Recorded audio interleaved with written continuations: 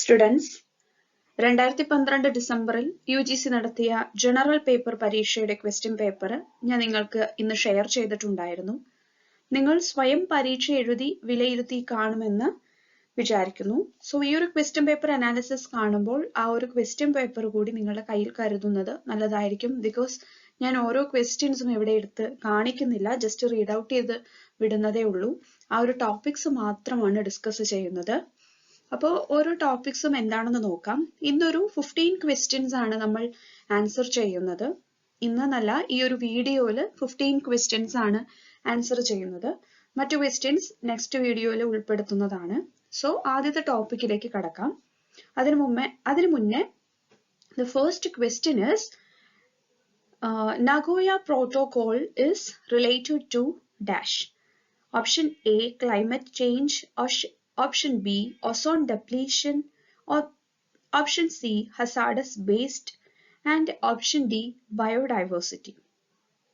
People and environment എന്ന യൂണിറ്റിൽ നിന്നും നിരന്തരം ചോദിക്കുന്ന ഒരു ടോപ്പിക് കൂടിയാണിത്. അതുകൊണ്ട് തന്നെ നഗോയ പ്രോട്ടോകോൾ എന്താണ് എന്ന് നിങ്ങൾ നിർബന്ധമായും പഠിച്ചിരിക്കണം. നഗോയ പ്രോട്ടോകോൾ എന്താണെന്ന് നോക്കാം. ഈ നോട്ട്സിന്റെ PDF ഞാൻ അയച്ചു തരും. കൂടാതെ ക്ലാസ് കേൾക്കുമ്പോൾ ജസ്റ്റ് നോട്ട്സ് എഴുതി വെക്കുന്നതും നല്ലതാണ്. അപ്പോൾ Nagoya protocol. This protocol is a legal framework for the implementation of one of the objectives of the Convention on Biological Diversity. അപ്പോൾ ഇവിടുന്ന് തന്നെ നമുക്ക് ആ ക്വസ്റ്റ്യന്റെ ആൻസർ കിട്ടിക്കഴിഞ്ഞു. Nagoya protocol is related to biodiversity. ഈ ഒരു പ്രോട്ടോകോൾ അഡോപ്റ്റ് ചെയ്തിരിക്കുന്നത് 2010 ഇൻ നഗോയ, ജപ്പാൻ. ഇപ്പോൾ 2022 എത്തി നിൽക്കുമ്പോൾ 137 പാർട്ടീസ് ആണ് ഇതിലുള്ളത്. Include 136 UN member States and the European union. അപ്പോൾ എന്താണ് നഗോയ പ്രോട്ടോകോൾ? ഓൾറെഡി ഞാൻ പറഞ്ഞു, ഈ ഒരു പ്രോട്ടോകോൾ അഡോപ്റ്റ് ചെയ്തിരിക്കുന്നത് 2010 ജപ്പാനിലെ നഗോയയിലാണ്. ഈ ഒരു പ്രോട്ടോകോൾ പറയുന്നത് ഇതൊരു നിയമപരമായ ചട്ടക്കൂടാണ്.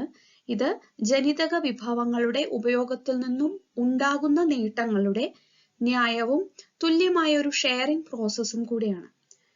അതായത് 1992 ജൈവ വൈവിധ്യ കൺവെൻഷന്റെ 2010 അനുബന്ധ കരാറാണ് ഈ ഒരു നഗോയ പ്രോട്ടോകോൾ.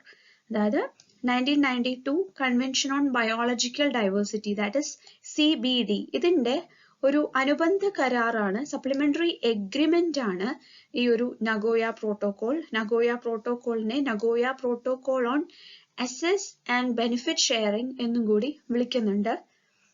ഈ ഒരു protocol on access and benefit sharing എന്നും അറിയപ്പെടുന്നു. CBDയുടെ 3 ലക്ഷ്യങ്ങളിൽ ഒന്ന് നടപ്പിലാക്കുക എന്നതാണ് ഈ ഒരു പ്രോട്ടോകോളിന്റെ ലക്ഷ്യം. ജനിതക വിഭവങ്ങളുടെ വിനിയോഗത്തിൽ നിന്നും ഉണ്ടാകുന്ന ആനുകൂല്യങ്ങളുടെ ന്യായവും തുല്യവുമായ പങ്കുവെക്കലുകൾ, അതുവഴി ജൈവ വൈവിധ്യത്തിന്റെ സംരക്ഷണത്തിനും സുസ്ഥിര ഉപയോഗത്തിനും സംഭാവനകൾ നൽകുക, ഇതൊക്കെയാണ് ഇതിന്റെ ലക്ഷ്യങ്ങൾ.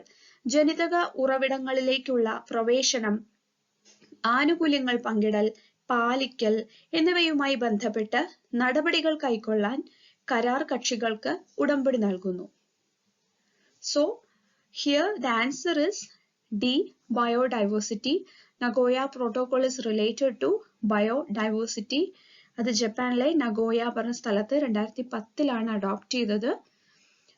1992 ബയോളജിക്കൽ ഡൈവേഴ്സിറ്റിയുടെ കൺവെൻഷനുമായി റിലേറ്റഡ് ആയിട്ട് ഉണ്ടായ ഒരു പ്രോട്ടോകോൾ കൂടിയാണ് ഇത്. ഇനി the second question is the second most important source after fossil fuels contributing to India's energy needs is. ഇതിന്റെ ആൻസർ സോളാർ എനർജി ആണ്. സോളാർ എനർജി ആണ് the second most important source after fossil fuels contributing to Indian energy. Solar energy ആണ് Indian എനർജിയിലേക്ക് contribute ചെയ്യുന്ന Indian എനർജിയിലേക്ക് the second most important എന്ന് പറയുന്നത് solar energy ആണ്. അതേസമയം the next question is in case of earthquakes an increase of magnitude 1 on a richer scale implies dash. ഇതിന്റെ answer option A ആണ്. A tenfold increase in the amplitude of seismic waves ആണ് ഇതിന്റെ answer. നിങ്ങൾ question paper നോക്കുന്നുണ്ടെന്ന് വിശ്വസിക്കുന്നു. The fourth question is, which of the following is not a measure of human development index? Human development indexൽ measure ചെയ്യാത്തത് ഇതിലെ ഏതാണ് എന്നാണ് question. ഇവിടെ ലിറ്ററസി റേറ്റ് കൊടുത്തിട്ടുണ്ട്, ഗ്രോസ് എൻറോൾമെന്റ് കൊടുത്തിട്ടുണ്ട്, സെക്സ് റേഷ്യോ കൊടുത്തിട്ടുണ്ട്, ലൈഫ് എക്സ്പെക്റ്റൻസി കൊടുത്തിട്ടുണ്ട്. ഓഫ് കോഴ്സ് ഇതിന്റെ ആൻസർ ഓപ്ഷൻ സി ആണ്, sex ratio. So sex ratio is not a measure of the human development index. The Human Development Index, or HDI, is a composite statistic of life expectancy, education, and per capita income indicators, and it is used to rank countries into 4 tiers of human development. Okay, so 1 to 10 questions of the question papers are general knowledge based questions. If you have any doubts, you just ask me. Let's get into the next question. The question is, for an efficient and durable learning, learner should have dash, ability to learn only, requisite level of motivation only, opportunities to learn only, desired level of ability and motivation. So ഒരു efficient and durable learning ആവുമ്പം ഇതിന്റെ answer വരുന്നത് 4 ആണ്, desired level of ability and motivation. For an efficient and durable learning, ഒരു ലേണർക്ക് എന്തൊക്കെ വേണം എന്നാണ് ചോദിക്കുന്നത്. ഇവിടെ നമ്മുടെ ആദ്യത്തെ ആൻസർ തന്നെ, ഓപ്ഷൻസിന്റെ ആൻസർ വന്നിട്ട് desired level of ability and motivation. Learning എന്ന് പറയുന്നത് it's a process by which behavior is either modified or changed through experience or training. എക്സ്പീരിയൻസിലൂടെയും ട്രെയിനിങ്ങിലൂടെയും നമുക്ക് മാറ്റാൻ പറ്റുന്ന ഒന്നാണ് behavior. Learning is a process by which behavior is either, അത് repeated ആയിട്ട് എഴുതിയിട്ടുണ്ട്. Learning is a relatively permanent change in response potentiality which occurs as a function of reinforced practice. ഈ ഓരോ പോയിന്റ്സും നിങ്ങൾ മനസ്സിൽ ഓർത്തു വെക്കണം. Learning may thus be understood as essentially an active process that allows the individual to interact with the environment and gain enrichment of experience. ഈ ഒരു ക്വസ്റ്റ്യൻ്റെ correct meaning നിങ്ങൾക്ക് മനസ്സിലായി എന്ന് വിചാരിക്കുന്നു. For efficient and durable learning, വളരെ efficient ആയ അല്ലെങ്കിൽ durable ആയിട്ടുള്ള ഒരു ലേണിങ്ങിന് വേണ്ടിയിട്ട് ഒരു ലേണർക്ക് എന്ത് വേണം എന്നാണ് ക്വസ്റ്റ്യൻ. സോ ഈ ഒരു ഓപ്ഷൻസിൽ പറയുന്നത് എബിലിറ്റി ടു ലേൺ ഓൺലി, പഠിക്കുക എന്നുള്ള കഴിവ് മാത്രം. Requisite level of motivation only, ഒരു മോട്ടിവേഷൻ മാത്രം മതി. ഓപ്പർച്യൂണിറ്റീസ് ടു ലേൺ ഓൺലി, പഠിക്കുന്നതിനുള്ള അവസരങ്ങൾ മതി. പക്ഷേ നമ്മുടെ answer decide level of ability and motivation. എബിലിറ്റിയും മോട്ടിവേഷനും അത് വളരെ ഡിസൈഡ് ലെവൽ ഓഫ് എബിലിറ്റിയും മോട്ടിവേഷനും ഉണ്ടെങ്കിൽ മാത്രമാണ് a student get efficient and durable learning. It can also be defined as improvement in behavior, and that with time we usually become more proficient at whatever it is that we are learning. Learning involves various dimensions of psychological and mental activities.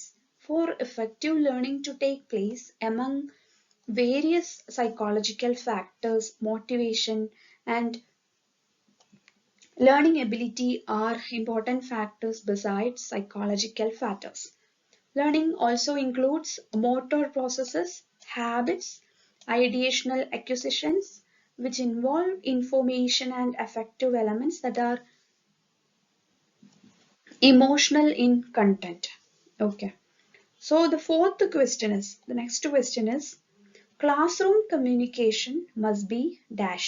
ഒരു classroom communication എന്ന് പറയുന്നത് option A teacher centric, teacher ആയിരിക്കും പ്രധാനം.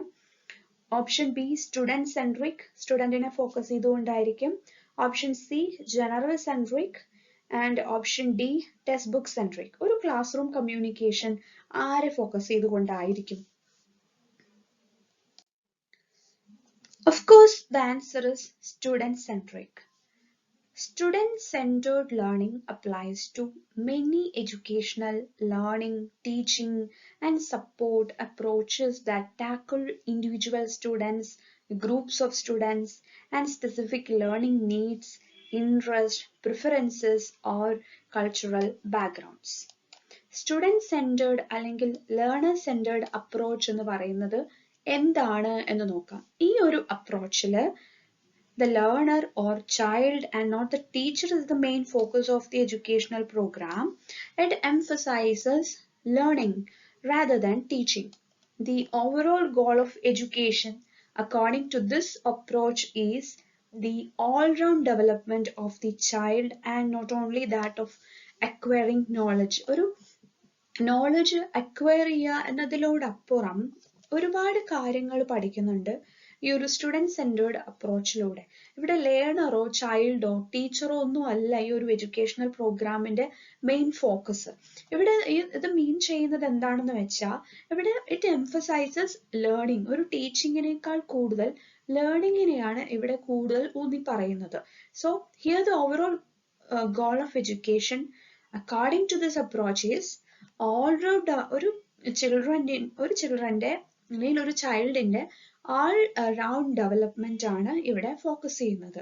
So curriculum according to this approach should be based upon of needs, interest, aptitudes and abilities of learners at different levels so that it enables them to acquire ഒരു necessary ആയിട്ടുള്ള അവർക്ക് ആവശ്യമുള്ള സ്കില്ലുകള്, നോളജുകള്, ആറ്റിറ്റ്യൂഡുകളെല്ലാം ഇതിൽ നിന്നും acquire ചെയ്യുക എന്നതാണ് ഈ ഒരു സ്റ്റുഡൻറ് സെൻറ്റേർഡ് അല്ലെങ്കിൽ ലേണർ സെൻറ്റേർഡ് അപ്രോച്ച് പറയുന്നത്. രാജസ്ഥാൻ PTET-ൽ ചോദിച്ച ഒരു ചോദ്യം കൂടിയാണിത്. സോ എല്ലാ സ്റ്റേറ്റ്സിന്റെയും എലിജിബിലിറ്റി ടെസ്റ്റുകൾ നിങ്ങൾ എഴുതുന്നത് നല്ലതായിരിക്കും. അത് മാക്സിമം കളക്ട് ചെയ്തിട്ട് ആ ക്വസ്റ്റ്യൻസ് എല്ലാം ആൻസർ ചെയ്ത് നോക്കുക. ഈ ഒരു ക്വസ്റ്റ്യൻ രാജസ്ഥാൻ PTET എന്നാണ് പറയുക. കേരളത്തില് KSET ഉണ്ട്. KSET എക്സാമിന്റെ ക്വസ്റ്റ്യൻ പേപ്പേഴ്സ് എല്ലാം നിങ്ങൾ കളക്ട് ചെയ്തിട്ട് അതിലെ ക്വസ്റ്റ്യൻസ് ഒക്കെ നോക്കുക, വർക്ക്ഔട്ട് ചെയ്ത് നോക്കുക.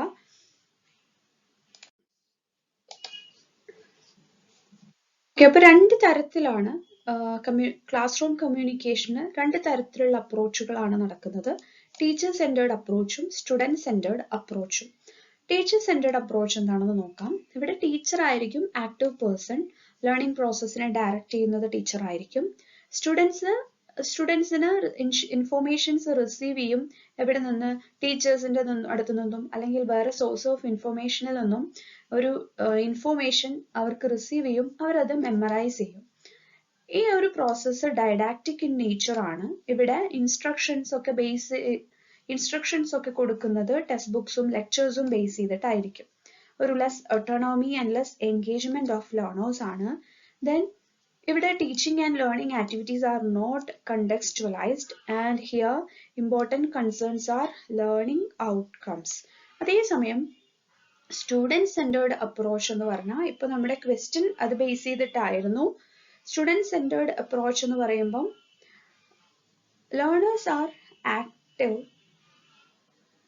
learners are active and learning activities are facilitated by teachers. ഇവിടെ ലേണേഴ്സ് ആക്റ്റീവ് ആയിരിക്കും. ലേണിംഗ് ആക്ടിവിറ്റീസ് ഒക്കെ ഫെസിലിറ്റേറ്റ് ചെയ്യുന്നത് ടീച്ചേഴ്സ് ആയിരിക്കും. Students learn through experiences and reflection of learning task, make meaning and construct knowledge, thereby gaining conceptual clarity. Projects and activities, problem solving, and the like lead to deep learning. Greater autonomy of learners with students accountable and responsible for learning. Here ഇവിടെ ടീച്ചിങ്ങും learning ആക്ടിവിറ്റീസും contextualised അല്ലെങ്കിൽ ഇവിടെ learning is contextualised as learning situated in the real world. Hence learning has more relevance here. The process of learning is important to concern. ഇവിടെ important concerns എന്ന് പറയുന്നത് learning outcomes ആണ് എങ്കിൽ student centered approachൽ learning is important to concern. So ഒരു ക്വസ്റ്റ്യന്റെ answer നമ്മൾ നോക്കി. Next question, the best method of teaching is to. ടീച്ചിങ്ങിന്റെ ഒരു best method ഏതാണ് എന്നാണ് ഈ ഒരു ക്വസ്റ്റ്യൻ പറയുന്നത്. അതിലെ ഓപ്ഷൻസ് കൊടുത്തിരിക്കുന്നത് ഇംപാർട്ട് ഇൻഫോർമേഷൻ, ആ സ്റ്റുഡൻസ് ടു റീഡ് ബുക്സ്, പുസ്തകം വായിക്കാൻ കുട്ടികളോട് പറയുക, സജസ്റ്റ് ഗുഡ് റെഫറൻസ് മെറ്റീരിയൽ, നല്ല റെഫറൻസ് മെറ്റീരിയൽ സജസ്റ്റ് ചെയ്യുക, initiate A discussion and participate in it, ഒരു ഡിസ്കഷൻ ഇനിഷ്യേറ്റ് ചെയ്തിട്ട് അതിൽ പാർട്ടിസിപ്പേറ്റ് ചെയ്യുക. സോ ഇത് വളരെ ഈ ഒരു ക്വസ്റ്റ്യൻ വായിക്കുമ്പോൾ തന്നെ നമുക്ക് ഉത്തരത്തിലേക്ക് എത്താൻ സാധിക്കും. Teaching is more than imparting knowledge, asking students to read books and merely suggesting good reference material. Therefore, initiate a discussion and participate in it is the correct answer. Teacher എന്ന് പറഞ്ഞു കഴിഞ്ഞാൽ just informations impart ചെയ്യുക, അല്ലെങ്കിൽ സ്റ്റുഡൻസിനോട് പുസ്തകം വായിക്കുക, അല്ലെങ്കിൽ ഒരു നല്ല റെഫറൻസ് മെറ്റീരിയൽ സജസ്റ്റ് ചെയ്യുക എന്നതല്ല ഒരു ടീച്ചറുടെ ജോബ്. എന്താണ് ടീച്ചറുടെ job? Teacher and teaching. A teacher is a person who helps students to acquire knowledge, competence or virtue. Knowledge acquire ചെയ്യാനും കോമ്പിറ്റൻസിനും ഒക്കെ ഹെൽപ്പ് ചെയ്യുന്ന ഒരു പേഴ്സൺ ആണ് teacher. Informally, the role of teacher may be taken on by anyone. Teaching is the process of attending to people's needs, experience and feelings and making specific interventions to help them learn particular things. They are grouping together teaching, learning and assessment and adding in some other things around the sort of outcomes they want to see. Teachers who are skilled at communication, classroom management, appropriate discipline techniques, create a positive learning environment. Although being well versed in your subject area is important, being able to communicate necessary skills and concepts in a way students can understand is crucial. So എന്താണ് ഒരു ടീച്ചറുടെ ജോലി? ഇത് മാത്രമല്ല, ഒരു സ്റ്റുഡന്റിന്റെ full കാര്യങ്ങൾ നോക്കുന്നത് ഒരു ടീച്ചർ ആയിരിക്കും. സോ അതിന്റെ ഉത്തരം initiate discussion and participate in it എന്നാണ്. അത് എന്താണ് ഡിസ്കഷൻസ് എന്ന് പറഞ്ഞാൽ they are A variety of forms for the open-ended collaborative exchange of ideas among a teacher and students or among students for the purpose of ഒരു class റൂമിൽ ഒരു topic കൊടുത്ത് അവിടെ ഒരു ഗ്രൂപ്പ് ഡിസ്കഷൻ നടക്കുമ്പം പല പല പെർസ്പെക്റ്റീവിൽ ഉത്തരങ്ങൾ വരും. ടീച്ചേഴ്സും സ്റ്റുഡൻസും തമ്മിലുള്ള ഒരു കമ്മ്യൂണിക്കേഷൻ വളരെ ഈസിലി നടക്കും. കൂടാതെ സ്റ്റുഡൻസിന്റെ ഇടയിൽ ഒരു ഗ്രൂപ്പ് ഓഫ് കമ്മ്യൂണിക്കേഷൻ ഉണ്ടാവും. കൂടാതെ പലതരത്തിലുള്ള നോളജുകൾ ആ ഒരു ഗ്രൂപ്പ് ഡിസ്കഷനിലൂടെ നമുക്ക് അക്വയർ ചെയ്യാൻ സാധിക്കും. അപ്പൊ ഇതൊരു വളരെ ഇമ്പോർട്ടൻ്റ് ആയ ഒരു മെത്തേഡാണ് ഫോർ ടീച്ചിങ്. ഇവിടെ problem solving, understanding, literary appreciation ഇതൊക്കെ ഒരു ഡിസ്കഷൻ മെത്തേഡിലൂടെ സാധിക്കും. Using discussions as a primary teaching method allows you to stimulate critical thinking. As you establish a rapport with your students, you can demonstrate that you appreciate their contributions at the same time that you challenge them to think more deeply and to articulate their ideas more clearly. Teaching is a skillful application while the teacher is a skilled person. An effective method of teaching is a reflection of the good teaching skills of a teacher. Being an effective teacher, one should know the right strategy to teach the target group. Interactive discussion is one of these skills that may help students to grab ideas quickly and effectively. Okay? So, മറ്റ് options എന്താണ് പറയുന്നതെന്ന് നോക്കാം. Impart information. Impart information എന്ന് പറഞ്ഞു കഴിഞ്ഞാൽ teaching is more than imparting knowledge. It is inspiring change. Learning is more than absorbing. ഒരു കാര്യങ്ങൾ പഠിക്കുക എന്ന് മാത്രമല്ല ഒരു ലേണിംഗ് കൊണ്ട് ഉദ്ദേശിക്കുന്നത്. It is acquiring understanding. മനസ്സിലാക്കിയെടുക്കുക എന്നതുകൂടി അതിൻ്റെ ഒരു ഭാഗമായിട്ട് ചെയ്യേണ്ട കാര്യമാണ്. ദെൻ നെക്സ്റ്റ് ഓപ്ഷൻ പറഞ്ഞത് ask students to read books ആണ്. Learning to ask questions throughout the reading process is an important reading strategy. പുസ്തകം വായിക്കാൻ പറയുക എന്നതൊരു strategy-ആണ്. It is an important reading strategy because it teaches a reader to think aloud. It helps readers review important points in the text, evaluate the quality of the text, make connections and refine predictions. പക്ഷെ ആ ഒരു text book വായിക്കുക എന്നതുകൊണ്ട് മാത്രം ആ ഒരു teaching effective ആവണം എന്നില്ല. Then suggest good reference material. Of course, ഇതും ഒരു നല്ല മെത്തേഡാണ്. Instructional materials include any tools a teacher uses in his classroom to help foster learning. There are many kinds of instructional materials, but some of the most used ones are traditional resources, graphic organizers, and teacher-made resources. Traditional resources include textbooks and workbooks. Okay. So, next question നോക്കാം. Interaction inside the classroom should generate argument, information, ideas, controversies. ഒരു ക്ലാസ്റൂമിനകത്ത് interactions അവിടെ എന്താണ് ഉണ്ടാക്കുന്നത്? Argument ആണോ ഉണ്ടാക്കുന്നത്? വാദങ്ങളാണോ? Informations ഉണ്ടാക്കുന്നുണ്ടോ? Ideas ഉണ്ടാക്കുന്നുണ്ടോ? കോൺട്രോവേഴ്സീസ് ആണോ ഉണ്ടാക്കുന്നത്? ഇതിന്റെ ആൻസർ വളരെ സിമ്പിൾ ആണ്. It's option C, ideas. ഒരു ക്ലാസ് റൂം ഇന്ററാക്ഷനിലൂടെ അവിടെ ജനറേറ്റ് ആവുന്നത് ഐഡിയാസ് ആണ്, different perspectives of ideas. Teaching എന്ന് പറയുന്നത് തന്നെ ഒരു ഇന്ററാക്റ്റീവ് ആക്ടിവിറ്റി ആണ്. Class room interaction is the communication among teacher and students which run continuously as responsive activity of the class room. As a regular practice, it enhances the development of language skills among learners. It also helps to increase effective communication inside the classroom. ഒരു interactive communicationലൂടെ എന്തൊക്കെ സംഭവിക്കുന്നു എന്ന് നമുക്ക് point ആയിട്ട് നോക്കാം. It gives exposure to the students in holding meaningful communication in the target language. വളരെ meaningful ആയിട്ടുള്ള ഒരു കമ്മ്യൂണിക്കേഷൻ അവിടെ നടക്കുന്നുണ്ട്. It helps the teacher to have a detailed analysis of the frequency of student interaction inside the classroom. അവിടെ ടീച്ചറിനെ ഇത് വളരെ വലിയ രീതിയിൽ ഹെൽപ്പ് ചെയ്യുന്നു, കാരണം ഒരു ഡീറ്റെയിൽഡ് അനാലിസിസ് അവിടെ നടക്കുകയാണ്. It provides the learner with the opportunity to engage in various types of interaction that can take place inside the classroom.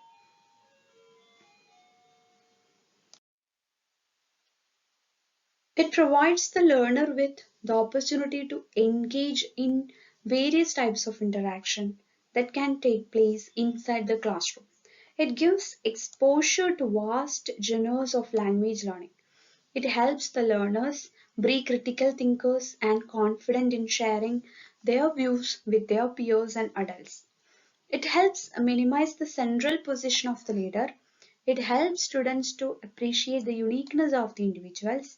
And it helps students to negotiate meaning with their peers and teachers. So, hence we can conclude that interaction inside the classroom should generate ideas. Next question. Spare the rod and spoil the child gives the message that punishment in the class should be banned, corporal punishment is not acceptable, undesirable behavior must be punished, children should be beaten with rods. അതായത് ഈ വടി ഉപേക്ഷിക്കുന്നതോടുകൂടി ഒരു ചിൽഡ്രനെ നശിപ്പിക്കുന്നു എന്നാണ് പറയുന്നത്. അതെങ്ങനെയാണ്, ആ ഒരു വേർഡ് എങ്ങനെയാണ് ഇവിടെ ആപ്റ്റ് ആവുന്നതെന്ന് നോക്കാം. Spare the rod and spoil the child gives the message that undesirable behavior must be punished. ഇവിടെ ഉത്തരം undesirable behavior must be punished. undesirable ആയ ബിഹേവിയർ ഉണ്ടെങ്കിൽ must be ആ ഒരു കുട്ടി പണിഷ്ഡ് ആയിരിക്കണം. കുട്ടികളെ പണിഷ്മെന്റ് ചെയ്യാൻ പാടില്ല. It's not a method of teaching. പക്ഷേ ചില കാര്യങ്ങൾ അവർ പണിഷ്മെന്റ് അർഹിക്കുന്നുണ്ടെങ്കിൽ അവരെ പണിഷ് ചെയ്യണം എന്നാണ് പറയുന്നത്. The phrase spare the rod, spoil the child is a modern day proverb that means if a parent refuses to discipline an unruly child, that child will grow accustomed to getting his own way. അവന് ഇഷ്ടമുള്ള രീതിയിൽ പിന്നെ നടക്കാൻ തുടങ്ങും. അതായത് ഒരു തെറ്റ് കണ്ട് അതിനെ ചൂണ്ടിക്കാണിക്കുകയോ ശിക്ഷിക്കുകയോ ചെയ്തില്ല എങ്കിൽ അത് അവർക്കൊരു ധൈര്യമാവും. So they will become the common vernacular a spoiled brat. ഇവിടെ brat എന്ന് പറയുന്നത് കൊള്ളക്കാരൻ എന്നൊക്കെയാണ് ഉത്തരം. മീനിങ് അങ്ങനെ ഒരു കൊള്ളക്കാരനായി അടിക്കാതിരുന്നത് കൊണ്ട് കൊള്ളക്കാരനാവും എന്നല്ല ഇവിടെ മീൻ ചെയ്യുന്നത്. നമ്മൾ അർഹിക്കുന്ന, അതായത് ശിക്ഷ അർഹിക്കുന്നുണ്ടെങ്കിൽ അത് ചെയ്യണം എന്ന് തന്നെയാണ് പറയുന്നത്. അതിന് ദ കിങ് ജെയിംസ് ഒരു പഴയ ഒരു ട്രാൻസ്ലേഷൻ ഉണ്ട്. He that spared his road hate his son, but he who loves him chasten him betimes. While the New Living Translation reads, those who spare the rod of discipline hate their children. Those who love their children care enough to discipline them. അതായത് കുട്ടികളെ സ്നേഹിക്കുന്നവർ, those who love their children care enough to discipline them. അവരെ ഒരു discipline അവരിലേക്ക് കൊണ്ടുവരുന്നതിന് വേണ്ടിയിട്ടും അവര് ഓരോ കാര്യങ്ങൾ ചെയ്യും. Those who spare the rod of discipline, ഇവിടെ റോഡ് എന്ന് പറയുന്നതിന് ഒരു ഡിസിപ്ലിനെ കുറിച്ചാണ് പറയുന്നത്. Those who spare the rod of discipline hate their children. അവര് അച്ചടക്കം കുട്ടിയെ പഠിപ്പിക്കുന്നില്ല അല്ലെങ്കിൽ വേണ്ട എന്ന് വെക്കുന്നവര് ആ കുഞ്ഞിനെ ഇഷ്ടപ്പെടുന്നില്ല എന്നാണ് അർത്ഥമാക്കുന്നത്. സോ അല്ലെങ്കിൽ പണിഷ് ചെയ്യാത്ത പാരന്റ്സ് കുട്ടികളെ സ്നേഹിക്കുന്നു എന്നല്ല അർത്ഥം. അവര് ആ കുട്ടിയെ കൂടുതൽ റൂയിൻ ചെയ്യുന്നു എന്നാണ് ഈ ഒരു ഫ്രേസ് പറയുന്നത്. In any translation, the intent is disciplining our children in the sense of guiding them in the way they should go. ചിലവർക്ക് പറഞ്ഞ് മനസ്സിലാക്കിയാൽ മനസ്സിലാക്കുന്ന കുട്ടികൾ ഉണ്ടായിരിക്കാം, ഒരെണ്ണം കിട്ടിയാൽ മനസ്സിലാക്കുന്ന കുട്ടികൾ ഉണ്ടായിരിക്കാം. സോ ആ രീതിയിൽ അവരെ ഗൈഡ് ചെയ്യണം എന്നാണ് പറയുന്നത്. To put it simply, it is to instill in our children right from wrong. തെറ്റിൽ നിന്നും ശരിയിലേക്ക് അവരെ എത്തിക്കണം. This proverb, as with many proverbs and teaching of Jesus, teaches using a parable. It is intended for children to be physically punished as the only means of correction. ഇവിടെ physically ആ കുട്ടി punished ആവണം എന്നല്ല പറയുന്നത്. Okay. So the last question is, the type of communication that the teacher has in the classroom is termed as. ഇത് നമ്മൾ already discuss ചെയ്തു. Class റൂമിൽ നടക്കുന്ന കമ്മ്യൂണിക്കേഷൻ ഏതാണ് എന്നാണ് ക്വസ്റ്റ്യൻ. അതിന്റെ ഓപ്ഷൻസ് തന്നിരിക്കുന്നത് interpersonal communication, mass communication, group communication, face to face communication. നമ്മൾ ഇത്ര നേരവും സംസാരിച്ചു കൊണ്ടിരുന്നത് അത് തന്നെയാണ്. ഇന്ററാക്റ്റീവ് കമ്മ്യൂണിക്കേഷൻ അഥവാ ഇന്റർപേഴ്സണൽ കമ്മ്യൂണിക്കേഷൻ ആണ് ഇവിടെ correct answer. So interpersonal communication എന്താണെന്ന് നോക്കാം. അത് കൂടാതെ mass communication, group communication, face to face communication. Communication ഇത് യൂണിറ്റ് 4 ആണ്. യൂണിറ്റ് 4ലെ ഒരു ക്വസ്റ്റ്യൻ ആണ്. സോ നമ്മൾ ഇപ്പോൾ 2012ലെ ക്വസ്റ്റ്യൻ പേപ്പർ ആണ് വർക്ക്ഔട്ട് ചെയ്യുന്നത്. ഈ കമ്മ്യൂണിക്കേഷൻ ഒക്കെ റിപ്പീറ്റഡ് ആയ ക്വസ്റ്റ്യൻ ആണ്. സോ എന്താണ് communication? Communication is derived from the Latin word communis. Latin word ആയ കമ്മ്യൂണിസിൽ നിന്നും ഡിറൈവ് ചെയ്ത ഒരു ടേം ആണ് communication, which means to make common, to share, to transmit. ഇതൊക്കെയാണ് ഈ ഒരു വേർഡിന്റെ അർത്ഥം. കമ്മ്യൂണിക്കേഷൻ എന്ന് പറയുന്നത് ഒരു two-way process ആണ് in which participants not only exchange ideas and information but also share mutual understanding. It can be broadly divided into 4 types based on the size. ഒരു social ഗ്രൂപ്പിന്റെ സൈസിനെ ബേസ് ചെയ്തിട്ട് 4 ടൈപ്പ് ഓഫ് കമ്മ്യൂണിക്കേഷൻ ആണുള്ളത്. അതാണ് ഈ ഓപ്ഷൻസിൽ പറഞ്ഞിരിക്കുന്നത്. Interpersonal, mass communication, group and face to face. Interpersonal എന്ന് പറയുമ്പോൾ it is direct face to face communication between 2 people. 2 പേർക്കിടയിൽ നടക്കുന്ന ആ ഒരു ഫേസ് ടു ഫേസ് കമ്മ്യൂണിക്കേഷൻ ആണ് interpersonal. It is personal, direct and intimate, allowing for maximum interaction and exchange in word and gesture. It requires certain skills to interact effectively with others, such as knowledge of social norms, etiquette, willingness to listen and respect for one another, willingness to share about oneself, etc. For example, talking to your friends or family.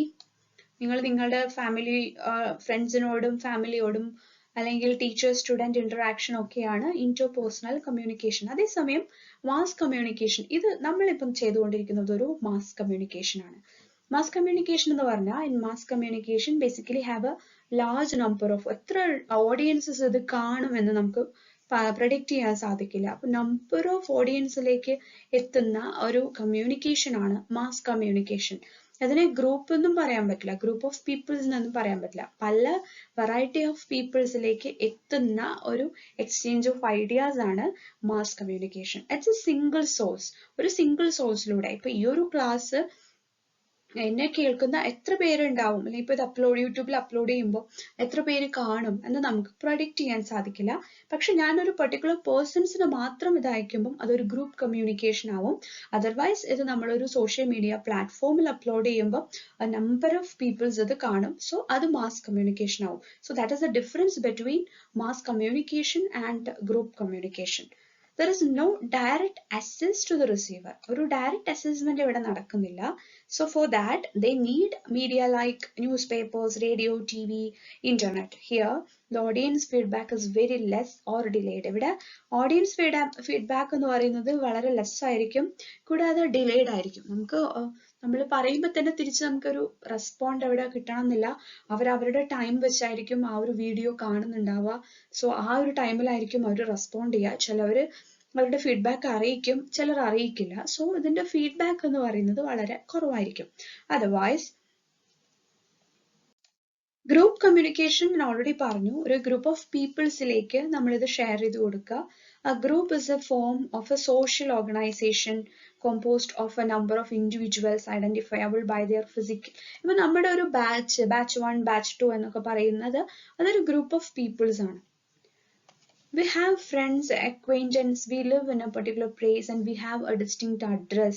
We have biological difference like being a male, or male group, അല്ലെങ്കിൽ female group, young group, old group, അങ്ങനെ type of groups ഉണ്ടായിരിക്കും. ആ group of പീപ്പിളിലേക്ക് മാത്രമാണ് ആ ഒരു, ഇപ്പോൾ ഒരു for example ഒരു ഡോറ എന്ന് പറയുന്ന ഒരു കഥാപാത്രം, അല്ലെങ്കിൽ ചോട്ടാ ഭീം എന്ന് പറയുന്ന ഒരു കഥാപാത്രം, അല്ലെങ്കിൽ കാർട്ടൂൺ വീഡിയോസ്, ഇത് ഒരു പെർട്ടിക്കുലർ പീപ്പിൾസിനെ ഫോക്കസ് ചെയ്ത് ക്രിയേറ്റ്, അത് വലിയവർക്ക് കാണാൻ പാടില്ല എന്നല്ല പറയുന്ന, ഒരു പെർട്ടിക്കുലർ ഗ്രൂപ്പ് ഓഫ് പീപ്പിൾസിനെ എയിം ചെയ്തിട്ട് ഉണ്ടാക്കുന്ന ഒരു പ്രോഡക്റ്റ് ആണ്.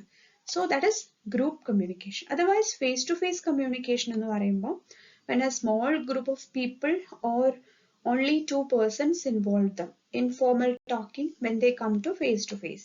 It's called face-to-face communication. The type of communication that the teacher has in the classroom is interpersonal. Face-to-face communication എന്ന് പറയുന്നത് രണ്ടുപേർ പരസ്പരം കാണുന്നു, ഒരു ഇൻഫോർമൽ ടോക്കിംഗ് ഉണ്ടാവുന്നു. ഇൻഫോർമൽ എന്ന് പറയുമ്പോൾ ചിലപ്പോൾ നമ്മൾ പെട്ടെന്ന് ഒരു സ്ട്രേഞ്ചറിനെ മീറ്റ് ചെയ്യുന്നു, നമ്മൾ കാണുന്നു, സംസാരിക്കുന്നു, അതൊരു ഫേസ് ടു ഫേസ് കമ്മ്യൂണിക്കേഷൻ ആണ്. പക്ഷേ സ്റ്റുഡൻറ് ടീച്ചർ ഒരു കമ്മ്യൂണിക്കേഷൻ എന്ന് പറയുന്നത് അത് ഇന്റർപേഴ്സണൽ ആണ്. കാരണം അത് ഫോർമൽ ആണ്. ഓൾറെഡി നമ്മൾക്കറിയാം ഇന്ന ടീച്ചർ ഇപ്പൊ ഈ സമയത്ത് വരും, നമ്മൾ കാണും, നമ്മളത് ദേ ആർ എക്സ്പെക്ടിങ്. സോ ഇന്ന് നമ്മൾ 15 ക്വസ്റ്റ്യൻസ് ആണ് ഡിസ്കസ് ചെയ്തത്. ബാക്കി ക്വസ്റ്റ്യൻസിന്റെ ഡീറ്റെയിൽഡ് എക്സ്പ്ലനേഷൻ ഉടൻ തന്നെ ഞാൻ നിങ്ങൾക്ക് അയച്ചു തരുന്നതായിരിക്കും. ഈ ഒരു 15 ക്വസ്റ്റ്യൻസിന്റെ ആൻസേഴ്സ് ജസ്റ്റ് ഒന്ന് കേൾക്കുക. എന്തെങ്കിലും ഡൗട്ട്സ് ഉണ്ടെങ്കിൽ ചോദിക്കാം. നമ്മൾ ഓരോ ക്വസ്റ്റ്യൻസ് റീഡ് ഔട്ട് ചെയ്ത് പോകുമ്പോൾ നമ്മൾ ഓരോ ചാപ്റ്റേഴ്സിലെ ടോപ്പിക്സ് കവർ ചെയ്ത് പോകുന്നുണ്ടെന്ന് ഓർക്കുക. അപ്പോൾ നമ്മൾ ഇപ്പോൾ ഒരു 2012 ക്വസ്റ്റ്യൻ പേപ്പർ ആണ് വർക്ക്ഔട്ട് ചെയ്തത്. ഇനി ഒരു 8-9 വർഷത്തെ ക്വസ്റ്റ്യൻ പേപ്പേഴ്സ് നമ്മൾ വർക്ക്ഔട്ട് ചെയ്യും. So prepared well. Thank you.